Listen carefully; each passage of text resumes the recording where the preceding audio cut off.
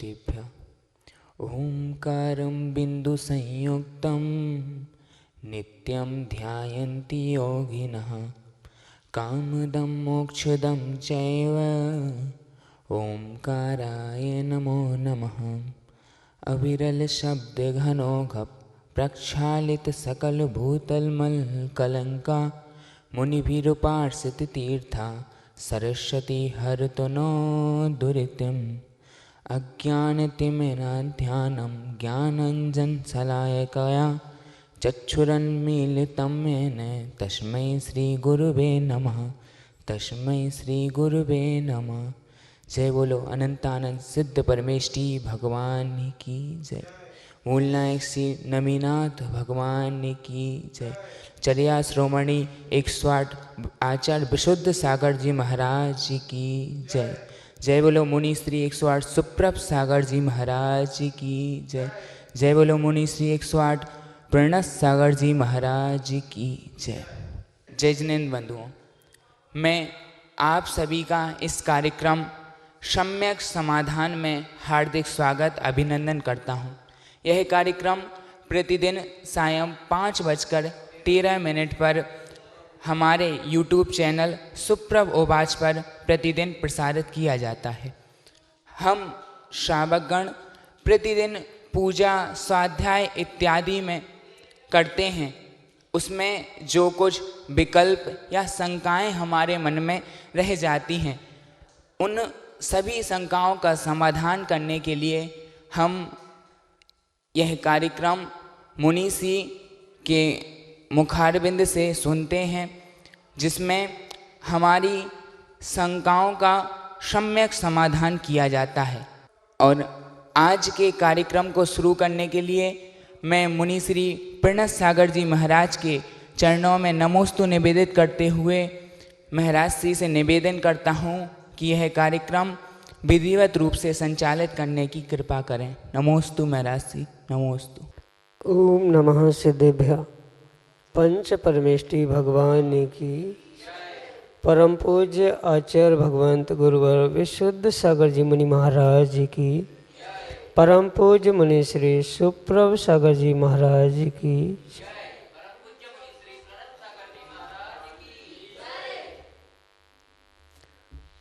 समीचीन विकल्पों का सम्यक समाधान हम सभी प्रतिदिन प्राप्त कर रहे हैं। परम पूज्य आचार्य भगवंत गुरुवर विशुद्ध सागर जी महाराज के मंगल सुभाषिष से, उन्हीं के सुयोग्य शिष्य परम पूज्य मुनि श्री सुप्रभ सागर जी महाराज के मुखारबिंद से देश के विभिन्न अंचलों से अनेकानेक समीचीन प्रश्न हमें यहाँ प्रतिदिन प्राप्त हो रहे हैं और उनका यथाक्रम से परम पूज्य मुनि श्री सुप्रभ सागर जी महाराज आगमुक्त विधि से सम्यक समाधान प्रदान कर रहे हैं। प्रारंभ करते हैं आज का सम्यक समाधान। और आज का पहला विकल्प ललितपुर उत्तर प्रदेश से पंडित निहाल चंदन चंद्रेश परम पूज्य मुनिश्री के चरणों में बारंबार नमोस्तु निवेदित करते हुए अपना समीचीन विकल्प रख रहे हैं कि महाराज जी, अच्छे संस्कार एवं अच्छे विचार जीवन के शुरुआत में कैसे बन सकते हैं। हमारे समीचीन विकल्प का सम्यक समाधान करने की अनुकंपा करें। नमोस्तु महाराज जी, नमोस्तु। ओम नमः सिद्धम। परम पूज्य आचार्य भगवान गुरुवर विशुद्ध सागर जी महाराज की,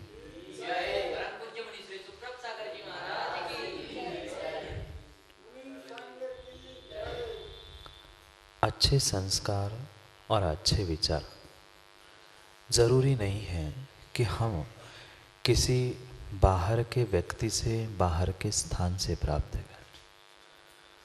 बहुत अच्छी बात तो यही है कि आगम के रहस्य को अगर हम समझें तो कुछ ना कुछ पूर्व जन्म के कर्मों का और पूर्व जन्म के संस्कारों का प्रभाव प्रत्येक जीव पर हुआ करता है। कभी कभी ऐसा भी देखा जाता है, बचपन से ही, जीवन के प्रारंभिक अवस्था से ही बच्चों को माता पिता संस्कारित करने का प्रयास करते, पर फिर भी कुछ घर, कुछ परिवार या कुछ बालक ऐसे हुआ करते हैं जिनको अथह प्रयास करके संस्कार देने का पुरुषार्थ माता पिता ज़रूर करते हैं, पर उस पुरुषार्थ संस्कारों को वह बालक ग्रहण नहीं कर पाता।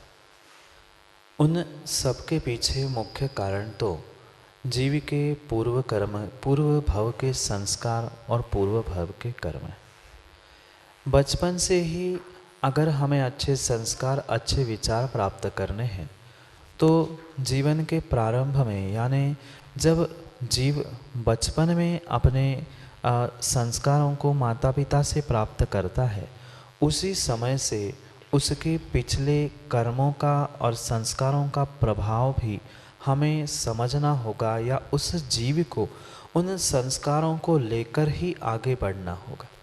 क्योंकि ये परम सत्य है, पिछले भव के अगर विपरीत संस्कार होंगे तो माता पिता कितना ही उसे समझाने का प्रयास करें, पर किंचित भी वह उसे सुधारने का प्रयास नहीं करता। जैसे कई बालकों को आपने देखा होगा कि बचपन से ही वह चीटा चीटी उनको मारने के लिए दौड़ते हैं।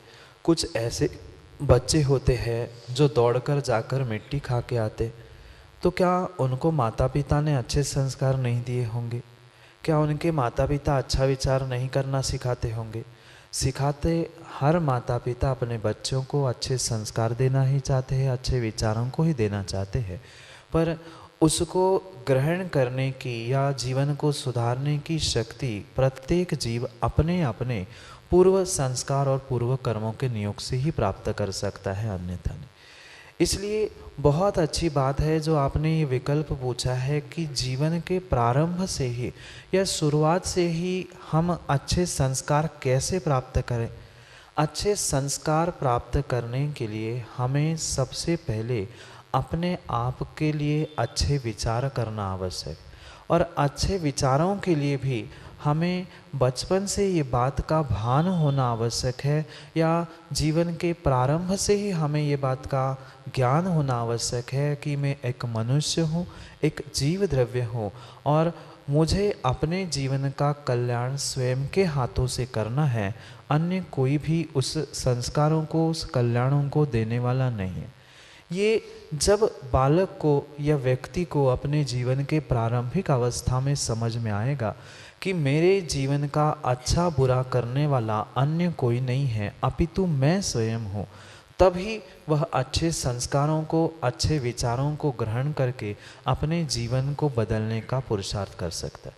अन्यथा कितने ही बाहर के संस्कार अच्छे हो, बाहर के विचारधाराएं कितनी अच्छी हो, परिस्थिति कितनी ही अच्छी हो, अगर व्यक्ति की स्वयं की मनस्थिति अच्छी नहीं है तो बाहर के संस्कार, बाहर के विचार, बाहर की परिस्थिति किंचित भी काम में आने वाली नहीं है। इसलिए जब तक जीव व्यक्ति स्वयं के मन से नहीं सोचेगा कि हमें अपने जीवन को बदलना है, हमें अपने आप को बदलना है, तब तक ये बाहर के संस्कार विचार कार्यकारी नहीं होने वाले। चाहे प्राथमिक अवस्था में हो, प्रारंभ अवस्था में हो, चाहे युवा या प्रौढ़ अवस्था में, किसी भी अवस्था में अगर जीवन को अच्छा करने के लिए अच्छे संस्कार, अच्छे विचारों को ग्रहण करना है तो व्यक्ति को स्वयं के मन से ही सोचकर, स्वयं के मन से निर्णय करना होगा, तो ही वह अपने अच्छे जीवन के लिए अच्छे संस्कार और अच्छे विचारों को प्राप्त कर सकता है, अन्यथा नहीं। डॉक्टर अंकित जैन पुरवाल, सारंगपुर, मध्य प्रदेश से परम पूज्य मुनिश्री के चरणों में बारंबार नमोस्तु निवेदित करते हुए अपना समीचीन विकल्प रख रहे हैं कि महाराज जी, निगोद के जीवों की काय स्थिति कितने प्रकार की होती है, उनका स्वरूप बतलाते हुए यह भी बताने की अनुकंपा करें कि वे जीव कभी निगोद से बाहर कब आएंगे। हमारे समीचीन विकल्प का सम्यक समाधान करने की अनुकंपा करें। नमोस्तु महाराज जी, नमोस्तु। निगोदिया जीवों की जो काय की अवगाहना और स्थिति की व्याख्या है, आगम में आचार्य भगवंत कहते हैं, जो सबसे जघन्य अवगाहना अगर किसी जीव की होती है तो वह लब्ध पर्याप्तक निगोदिया जीवों की हुआ करती। ऐसा किंचित भी नहीं है कि जो लब्ध पर्याप्तक जीव है उनका कोई मनुष्य तिर्यंजो जैसा कोई विशेष स्पेसिफिक आकार नहीं हुआ करता। जैसे आप तो डॉक्टर हैं अंकित जी, और आपको ज्ञात होगा कि जैसे अनेक प्रकार के बैक्टीरिया, वायरस आदि उनका जैसा स्वयं से ही अपने अपने प्रकार के अनेक प्रकार के आकार हुआ करते हैं, बिल्कुल वैसा ही वह सूक्ष्म निगोदिया जीव का आकार हुआ करता। जैसे आपके जीव विज्ञान में जो अमीबा जैसे छोटे सूक्ष्म जीवों की व्याख्या है, ऐसे ही ये जो सूक्ष्म निगोदिया जीव हुआ करते हैं, आगम के परिप्रेक्ष्य में सूक्ष्म वही होता है जो किसी के इंद्रिय गोचर नहीं है या किसी से बाधा को प्राप्त नहीं होता या किसी को बाधा भी नहीं देता। ऐसे उस सबसे जघन्य अवगाहना, जघन्य यानी सबसे कम, जिससे नीचे कोई किसी की अवगाहना आकार शरीर नहीं होता, उसे जघन्य अवगाहना कहते। ऐसे जघन्य अवगाहना से युक्त उस निगोदिया जीवों का काय का स्वरूप हुआ करता है। काय यानी शरीर। वहाँ पर मात्र उनके लिए एक स्पर्शनेन्द्रिय ही प्राप्त होती है, अन्य इंद्रियां उनके पास वास्तविकता में वहाँ नहीं होती, क्योंकि निगोदिया एकेंद्रिय वनस्पति आदि का ही भेद कहा गया। और उनके काय के स्वरूप में क्योंकि समझना एकेंद्रिय सामान्य रूप से भिन्न है और निगोदिया एकेंद्रिय भिन्न है। अग्नि कायिक भी एकेंद्रिय है, जल कायिक भी एकेंद्रिय है, पर एक साथ जो एक सांस में 18 बार जन्म मरण करना, जो साधारण रूप से जिनका सभी का जन्म मरण श्वासोश्वास शरीर एक समान हुआ करता है, ऐसे साधारण जीवों को ही आगम में निगोदिया जीव कहा है। ये निगोदिया जीवों का जघन्य अवगाहना रूप सामान्य आकार किन्हीं आचार्य भगवंतों ने वह गोलाकार स्वीकार किया, क्योंकि अन्य कोई भी आकार होगा तो वह जघन्य नहीं हो सकता। चौकोन, आयत आदि जितने भी आकार है उनमें किनारों की जगह अधिक होने से वे आकार हमेशा ही बड़े माने गए हैं, पर उनकी सूक्ष्म अवगाहना गोलाकार किन्हीं आचार्य भगवंतों ने स्वीकार की है, इसलिए उनका ये सामान्य रूप से काय का स्वरूप हुआ। और रही बात उनके नियोग की, निगोद में जो जीव निगोदावस्था को प्राप्त कर रहे हैं उसके जैसे दो भेद बताए, नित्य निगोद और इतर निगोद।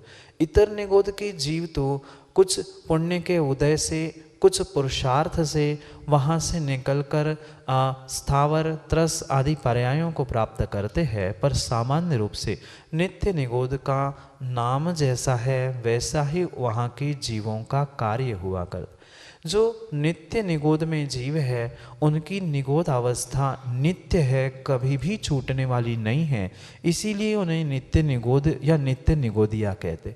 इतर निगोद के साथ यही होता है कि उस इतर निगोद से निकलकर पुनः निगोद में जन्म लेने वाले जीवों को इतर निगोद या इतर निगोदिया जीव ऐसा कहा जाता है। जो नित्य ही अनादि से अनंत काल तक नित्य निगोद में रहने वाले हैं, ऐसे जीवों को नित्य निगोदिया जीव कहा जाता है। उनका यही नियोग है कि उनका जन्म मरण उसी नित्य निगोद में ही होता रहेगा, और इतर निगोद जीवों का यही नियोग है कि कुछ पुरुषार्थ से, कुछ पूर्व कर्म के उदय से या और कुछ कर्म के निमित्त से वह वहाँ से निकलकर स्थावर त्रस आदि पर्यायों को प्राप्त करके पुनः निगोद पर पहुँचने की शक्ति रखते हैं, वे इतर निगोदिया होते हैं। और उनका जैसा स्वरूप है वैसा ही उनका निगोद से निकलने का व्याख्यान भी आगम में किया गया है। नित्य निगोद यानी जो नित्य ही निगोद में रहते हैं, इतर निगोद जो निकलकर बाहर पहुंचकर त्रस्थावर बन के पुनः निगोद में आने की शक्ति रखते हैं, उन्हें इतर निगोद कहा गया है।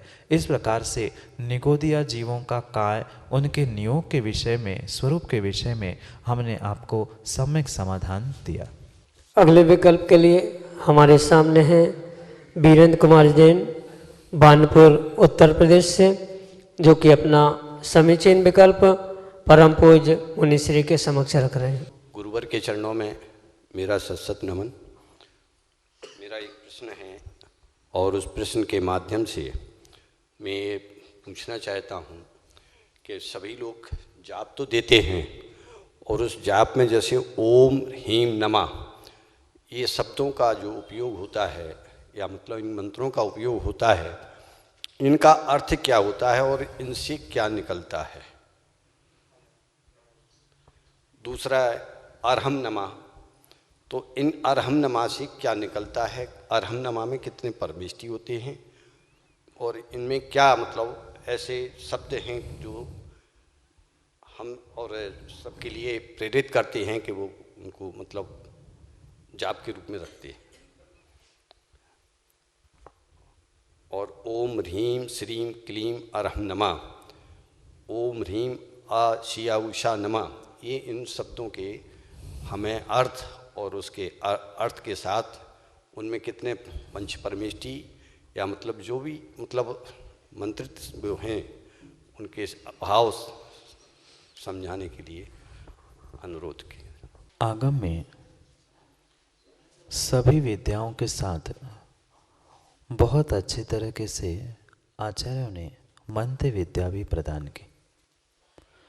और जब भी मंत्र बने हैं बनाए जाते हैं, पहली तो बात उन मंत्रों का अर्थ पता करना या अर्थों से हमें कोई प्रयोजन नहीं होना चाहिए।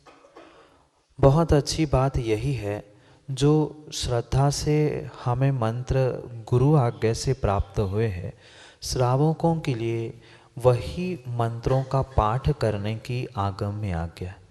जैसे अगर आपने द्रव्य संग्रह पढ़ा है तो वहाँ पर आचार्य नेमिचंद सिद्धांत देव स्पष्ट रूप से कहते हैं कि जो सामान्य रूप से नमोकार मंत्र है, 1 अक्षरी 2 अक्षरी या 35 अक्षरी जो महामंत्र है, उनके अलावा गुरु आज्ञा के अभाव में श्रावक को किसी भी मंत्र का जाप अनुष्ठान नहीं करना चाहिए, क्योंकि यह परम सत्य है। प्रत्येक बीजाक्षर के कोई ना कोई रक्षक देवी देवता हुआ कर, और माना कि आपको उसका भान नहीं था, अर्थ पता नहीं था, पर दूसरे की देखा देखी करके हमने कोई मंत्र उठा लिया और उसको पढ़ते पढ़ते कुछ विपरीत कार्य हमारे साथ घटित हुआ, तो तब काल में उस समय पे हमारी रक्षा करने वाला कोई नहीं होता। इसलिए आचार्य भगवंत स्पष्ट रूप से कहते हैं, जब भी मंत्र के विषय में हमें कुछ पढ़ना है या मंत्र आदि की आराधना करनी है, तो एक योग्य गुरु जिसको मंत्र विद्या का ज्ञान है, उससे ही उस मंत्र को प्राप्त करके हमें उस मंत्रों की आराधना करना आवश्यक है। और रही बात जो आप उसके भावों को और अर्थों के विषय में विकल्प कर रहे हैं, तो किंचित भी हमें उनके अर्थों को समझने की आवश्यकता नहीं है, क्योंकि ज़रूरी नहीं है कि प्रत्येक मंत्र का कोई अर्थ हो और प्रत्येक मंत्र का अर्थ हमें पता हो, ये भी ज़रूरी नहीं। जैसे माना कि आप किसी वैद्य डॉक्टर के पास पहुँचे और उसने जो प्रिस्क्रिप्शन लिखकर दवाई दे दी, आप उससे ये नहीं कभी पूछते कि भैया इसमें सर दर्द की दवाई कौन सी है, पेट दर्द की है कि नहीं है। इतना विश्वास जैसे हमें डॉक्टर पे होता है, उसने दवाई दी, हम मेडिकल पे गए, दवाई ले आए और खा ली। कभी ये नहीं पूछते कौन सी कंपनी की है, कौन से उसमें इंग्रेडिएंट्स है। जैसे उन दवाइयों का असर मात्र श्रद्धा विश्वास से डॉक्टर के होता है, ऐसे ही 90-80% काम मंत्रों का मात्र श्रद्धा और विश्वास से हुआ करता है। माना कि किसी ने जाप, आपको किसी गुरु से जाप मिली और आप उसके अर्थ खोजने में लग जाओगे, तो आप श्रद्धा से दूर हो गए और उसके अर्थों में उलझ गए। मात्र श्रद्धा विश्वास के साथ बिना अर्थ जानने वाले, जिसको नमोकार मंत्र भी नहीं आता था, उसको एक अक्षर का ज्ञान नहीं था, पर फिर भी आड़म ताड़म कछु न जानम सेठ वाक प्रमाण, इतनी श्रद्धा से वह अपना कल्याण करके उसने साक्षात आकाशगामिनी विद्या प्राप्त कर ली। फिर सोचो, अगर हम उन अर्थों को समझने के पीछे पड़ेंगे तो हमारा श्रद्धान अर्थ में बढ़ जाएगा, परिपूर्णता से वहाँ पर नहीं पहुँचेगा। पर फिर भी आपकी जानकारी के लिए थोड़ी सी उन मंत्रों के विषय में आपको जानकारी देना चाहता हूँ। जैसे कि आपको ज्ञात होगा ही, ओम पंच परमेष्ठी वाचक है, ह्रीम 24 तीर्थंकर वाचक है, अरहम अरिहंत परमेष्ठी को कहा जाता है, अ सी आ उ सा यानी अरिहंत सिद्ध आचार उपाध्याय साधु इनका शॉर्ट फॉर्म है। कुछ बीजाक्षर होते हैं जैसे श्रीम, क्लीम, एम, अरहम आदि, ये सब उनके अलग अलग अर्थ आगम में लिखे गए। कुछ कीर्ति प्रदायक है, कुछ लक्ष्मीदायक है, कुछ शांतिदायक है, कुछ उत्तेजक है। प्रत्येक शब्दों के अर्थ होते हैं। मैं ये नहीं कह रहा हूँ कि मंत्रों का कोई अर्थ नहीं होता। मैं ये कहना चाहता हूँ कि मंत्रों के अर्थ समझने से हमें कोई लाभ होने वाला नहीं है। मंत्र के नहीं, प्रत्येक बीजाक्षर के अर्थ आगम में परिपूर्ण रूप से लिखे गए हैं। जो 14 पूर्व में से 10वां पूर्व है विद्यानुवाद पूर्व, उस विद्यानुवाद पूर्व में मात्र विद्या, मंत्र, तंत्र आदि सब कुछ तीर्थंकर के वाणी में घिरा है। जो द्वादशांग में से जो हम 14 अंग का पढ़ते हैं, उन द्वादशांग में 14 पूर्व जो पढ़ते हैं वह 10वां पूर्व विद्यानुवाद पूर्व कहा।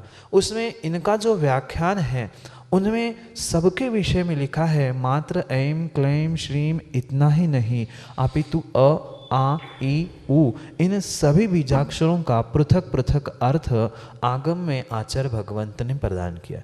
क्योंकि आपने पंचकल्याणक आदि के कारण निमित्त से समझा होगा, कुछ वर्ष पहले आपने ही बानपुर में पंचकल्याणक करवाया था।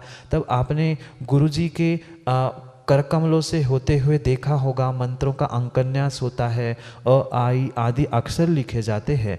तो ये मंत्र बीजाक्षर कहे जाते हैं। उनका स्थान पर भिन्न भिन्न अर्थ बदलता रहता है। जैसे दवाई वही होने पर भी सामने वाले व्यक्ति को देखकर उसका डोज बदला जाता है, ऐसे ही मंत्रों का भी कार्य हुआ करता है। नमोकार मंत्र वही होता है, पर उसके पढ़ने के अनेक तरीके, अनेक प्रकार आगम में बताए, और सब प्रकार से सबका फल भिन्न भिन्न प्रतीत होता है। वही ओम ह्रीम नमः, वही नमोकार, वही बीजाक्षर, पर किसके लिए किस प्रकार से दिया गया है, कौन किस उंगली से फेर रहा है, कौन किस माला से फेर रहा है, किस स्थान पर फेर रहा है, इन सर्वांगीण बातों को समझकर ही उसका भाव, उसका अर्थ या उसका फल प्रतिपादित करना संभव हुआ करता है। क्योंकि अक्षर या शब्द भले ही एक हो, पर सब समय पर, सब स्थानों पर उसका एक सा अर्थ नहीं होता। शब्दानाम अनेक अर्था, एक शब्द के अनेक अर्थ हुआ करते हैं। ऐसे अनेक बीजाक्षरों के, अनेक इन मंत्रों के समय समय पर अनेक अनेक अर्थ भी निकाले जा सकते हैं। इसलिए उनके अर्थों में ना उलझ कर हम तो श्रद्धापूर्वक जो हमें गुरु से मिला हुआ मंत्र है उसको श्रद्धापूर्वक जपेंगे तो नियम से हमारा कल्याण होगा। ऐसा नहीं है कि उसका अर्थ ना हमें पता नहीं, पता होने पर भी हमें पता करके उसमें ना उलझे। मात्र श्रद्धा से जब उस आड़म ताड़म कहने वाले का कल्याण हो गया तो हम भी श्रद्धा से नमोकार आदि मंत्रों को पढ़ेंगे तो हमारा भी कल्याण होगा। सब अगर विस्तार से उसके विषय में समझना है तो अनेकानेक ग्रंथ आगम के लिखे हुए हैं जिसमें इनके विशेष अर्थ लिखे हैं। पर मेरी तो राय यही है, आप उसके अर्थ के खोजने में ना पड़े। श्रद्धा जितनी है, क्योंकि समझना जितना उसमें उलझोगे उतना हमारी उलझन और बढ़ेगी। हमें विश्वास है गुरु वचनों पर, भगवान की वाणी पर, जो हमें ज्ञात है हम उसे पढ़े। श्रद्धा से मात्र आप अ भी पढ़ोगे तो भी काम होगा। काम मात्र मंत्रों से नहीं, मंत्रों के साथ मेरी श्रद्धा कर रही है, और श्रद्धा है तो आड़म ताड़म से कल्याण होगा। तो ये तो साक्षात बीजाक्षर है, उससे भी मेरा कल्याण होगा। यही आपको सम्यक समाधान। अगले विकल्प के लिए हमारे सामने है बानपुर उत्तर प्रदेश से महावीर जैन, जो कि अपना समीचीन विकल्प परम पूज्य मुनिश्री के समक्ष रख रहे हैं। नमोस्तु महाराज जी। महाराज जी, मेरा प्रश्न यह है कि जो हमें भोजन करके अभिषेक करना चाहिए कि नहीं, और जो लोग होते हैं भोजन करके मस्त का अभिषेक करते हैं तो क्या उन्हें पाप लगता है कि नहीं लगता है? हमारे विकल्प का समाधान करें। नमोस्तु महाराज। बहुत अच्छा प्रश्न है। पहले तो हमें ये समझना होगा कि आगम में ऐसा कोई विशेष समय नहीं बताया गया है कि मात्र सुबह 8 से 10 बजे तक ही आप अभिषेक कर सकते। जो आगम में त्रिकाल पूजा, त्रिकाल वंदना कही है, तो हम सुबह, दोपहर और रात होने से पहले यानी सूर्यास्त के पहले तक परमात्मा का अभिषेक, पूजा पाठ सब कुछ कर सकते। अगर सर्वथा हम ये कह दें कि भोजन पानी करने के बाद हम अभिषेक पूजा नहीं कर सकते, तो कभी भी पंचकल्याणक जैसे बड़े बड़े अनुष्ठानों में दोपहर की पूजा, दोपहर का अभिषेक करना संभव नहीं होगा। पर यह बात भी परम सत्य है, जब 8-9 बजे अभिषेक सुबह हम करने जा रहे हैं, तब भी अगर हम भोजन पानी नाश्ता करके जा रहे हैं तो वह कतई भी योग्य नहीं। क्योंकि सबसे बड़ी बात हमें ये समझनी होगी कि कार्य हम किस समय पर और किस प्रकार से कर रहे हैं, उसको लेकर ही हम उस प्रश्न का उत्तर समझ सकते।